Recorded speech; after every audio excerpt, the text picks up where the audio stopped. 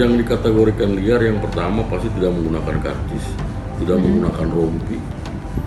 Ya, sekarang kalau kita dapat, kita razia, kita tangkap, tidak ada regulasi kemudian yang mengatur ini mau diapakan ini orang, hanya bikin pernyataan, habis itu kita lepas lagi. Iya benar. Selama ini begitu, dan kejadian ketika kita lepas lagi ya dia balik lagi ke tempat situ, dan begitu terus dapat, tangkap, bikin pernyataan, begitu.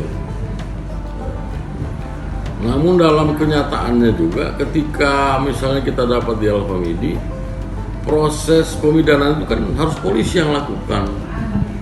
Polisi yang lakukan dengan ancaman 9 tahun. Ini tidak berjalan juga. Itu karena mungkin proses pembuktiannya itu kan memerlukan ada saksi, nggak bisa langsung instan. Untuk itu saya kemudian merevisi Perda nomor 3 2021, nomor 3 2022 tentang penyelenggaraan lalu jalan. Perda, proses revisi Perda itu saya masukkan sanksi bagi yang dikategorikan sebagai juru parkir liar, begitu. Kemudian itu lagi dalam proses pembahasan di DPR. Sanksinya antara lain yang pertama, jika melakukan atau berprofesi sebagai juru parkir liar itu ada sanksinya.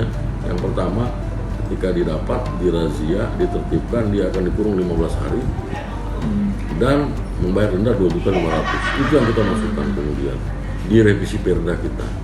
Di Perda itu mengatur antara jukir liar yang memang sama sekali terdaftar dan jukir yang memang sudah terdaftar tapi dia nggak benar melaksanakan tugas.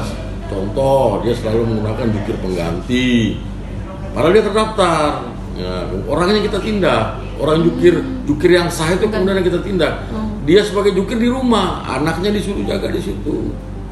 Begitu. Jadi itu yang akan kita tindak jukir aslinya. Kemudian dalam kesepakatan penyetoran kepada dinas perhubungan misalnya kita tentukan 1 bulan 1 juta. Dalam kenyataannya dia nyetornya 500. Itu bisa kita tindak juga. Namanya keluar dari perda perjanjian.